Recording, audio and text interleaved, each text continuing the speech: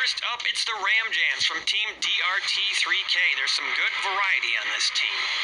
Here are the Dog Fighters, man's best enemy, from Underdogs Unleashed. This team has some serious undercutting ability and also some good ramp defense. Next up is Team Titties, a team that I am purposely mispronouncing. This is a heavy team and they also have a low flow ramp. Truck and Roll, this is a poopy team, but in the best possible way. The biggest load in this match is carried by that green dump truck, 158 grams. And finally, look at this beat up team, Thunder Hollow from Penguin Racing, a Cars-themed team of vehicles.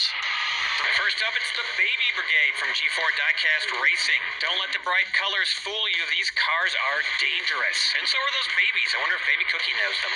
Up next, it's Skull Riders from NDR. They've got some heavy vehicles on this team and some good undercutting ability.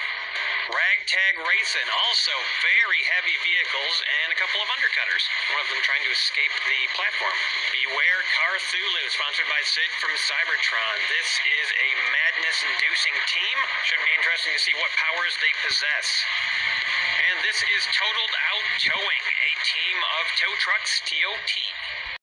Taking a closer look at our teams, this is the Sock Hop Slammer sent in by Indiana Diecast Racing.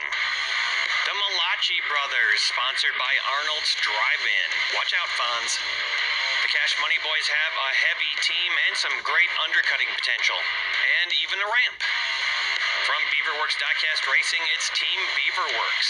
This team has a lot of good variety. And here are the three Bash Brothers. Looks like each of the Bash Brothers has their own vehicle, plus a couple more. First up, it's the Diner Dashers, sent in by Indiana Diecast Racing. These cars already participated in a race over there, so they're a little beat up, but they're ready to go. Next up, it's Numbskull Racing. They've got some heavy hitters, they've got some agility, and they've got a Lamelt. Rust A Cheese, they've also got some heavy hitters, a ramp, and some good variety here. Here's a nice looking team, it's Golden Owl. They've got a nice variety here, including a car that looks a little bit like if Meatwad was a car. Here's the Puff Bunny Hitters from Puff Racing. They've got some heavy hitters and a couple of buses. Let's head up. Big Al's primary objective has a lot of variety. There's a ramp, there's undercutting, and there's a bruiser. Here is Arlo Racing. Every vehicle on the team has a ramp in the back, and that truck is 200 grams, the heaviest vehicle in this competition. Key West Crew was created by 9-year-old Jack, who's a big fan of Junkyard Joust. Some very interesting modifications on these vehicles. This is Yeetus Maximus from Redline Salvage. There's some undercutting on here, a ramp, and a couple big hitters.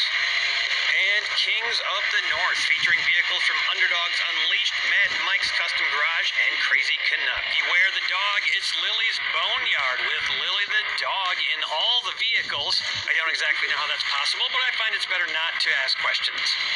This is about as Canadian as they come. It's the A-Team. They've got 2 undercutters, 2 ramps, and a bruiser.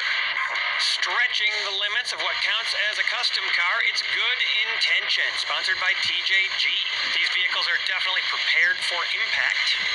Here's the brightly colored Mad Maniacs. They've got a couple ramps and some good variety in vehicles. And this is Jack, John, and Katie Racing. If I've learned anything from Key West performance last episode, a little low-budget moxie can go a long way. Let's cut.